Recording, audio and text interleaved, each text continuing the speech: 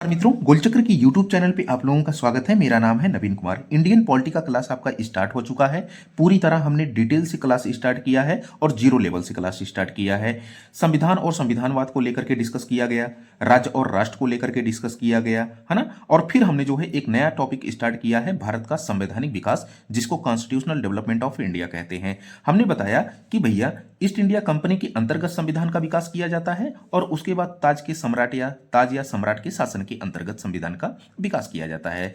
हमने बताया था कल वाले वीडियो में कि ईस्ट इंडिया कंपनी के अंतर्गत 1773 के रेगुलेटिंग एक्ट से लेकर के 1853 के चार्टर एक्ट तक संविधान का विकास होता है। फिर 1858 के अधिनियम, भारत शासन अधिनियम से लेकर के 1947 के स्वतंत्र भारत अधिनियम तक ताज या सम्राट के शासन के अंतर्गत संविधान का विकास होता है। सारा कुछ कारण हमने कल बता दिया था। तो कल वाला वीडियो देखने के बाद ही ये क्लास आप देखेंगे तो आपको ज्यादा समझ में आएगा, ठीक है ना। तो कल वाले वीडियो में हमने 1773 का रेगुलेटिंग एक्ट, साथ ही साथ एक्ट ऑफ सेटलमेंट 1781 को भी डिटेल से देखा था।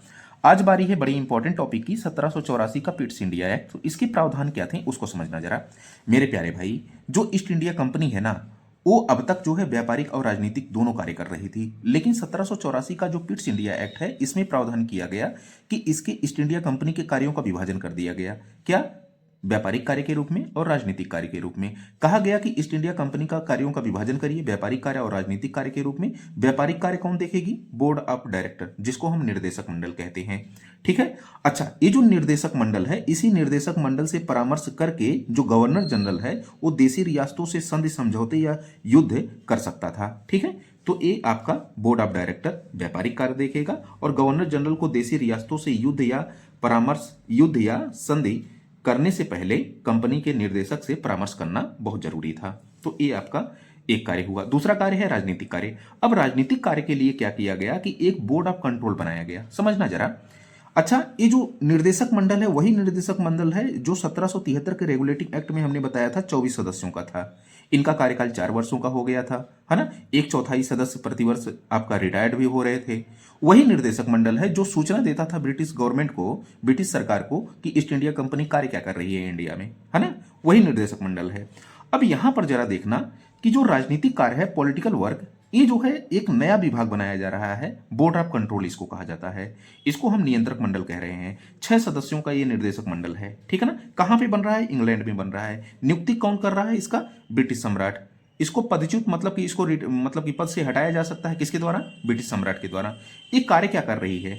ये सैनिक, असैनिक और राजस्व संबंधी कार्य कर रही है, ठीक है ना। मतलब कि पॉलिटिकल कार्य के अंतर्गत ही सारा कुछ आ जाएगा इसमें। तो पहला चीज कि ईस्ट इंडिया कंपनी के कार्यों का विभाजन किया गया 1784 की पिट्स इंडिया एक्ट में, व्यापारिक कार्य और राजनीतिक कार्य। अच्छा, अब देखिए ना कि दो विभागों पर देखिए 2 लोग कार्य कर रहे हैं, तो यहां पर द्वैध शासन प्रणाली का प्रारंभ भी होता है।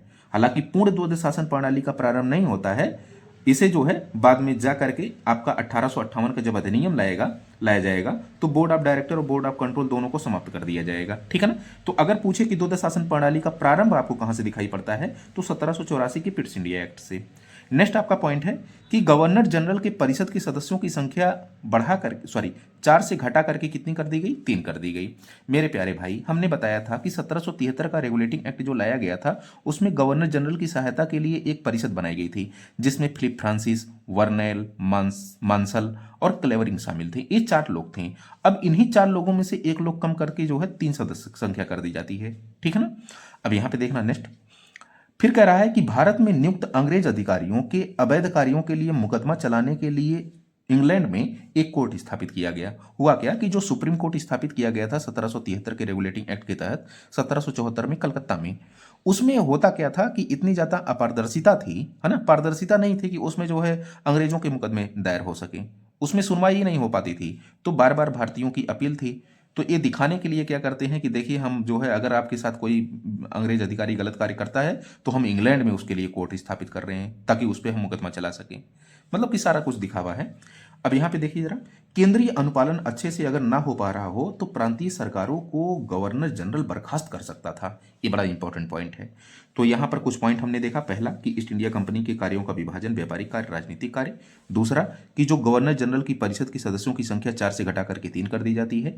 और तीसरा, अंग्रेज अधिकारियों पर भारत में अगर कोई अवैध कार्य करते हैं तो उन पर मुकदमा चलाने के लिए इंग्लैंड में एक कोर्ट स्थापित किया जाता है। और 5वां आपका पॉइंट जो होगा कि कि केंद्रीय अनुपालन अगर अच्छे से नहीं हो रहा है तो प्रांतीय सरकारों को गवर्नर जनरल क्या कर सकता था, बर्खास्त भी कर सकता था। आते हैं नेक्स्ट, जरा दो अधिनियम एक साथ पढ़ लेंगे, इसमें दो दो ही पॉइंट है, ज्यादा कुछ इसमें नहीं पढ़ना है। 1786 का अधिनियम और 1793 का अधिनियम। 1786 का जो अधिनियम है, बड़ा इंपॉर्टेंट दो पॉइंट इसमें है कि गवर्नर जनरल विशेष परिस्थितियों में अपने परिषद के निर्णय को निरस्त करके अपने निर्णय को लागू कर सकता था। मेरे प्यारे भाई, जो इसकी परिषद है, गवर्नर जनरल है और इसकी परिषद इसकी सहायता करती है। तो होता क्या है कि परिषद के बहुमत के आधार पर डिसीजन लिया जाता है कोई, ठीक है ना। अब यहां पर प्रावधान किया गया, मतलब कि देखिए इसको बीटे पावर जैसी शक्ति दी गई गवर्नर जनरल को।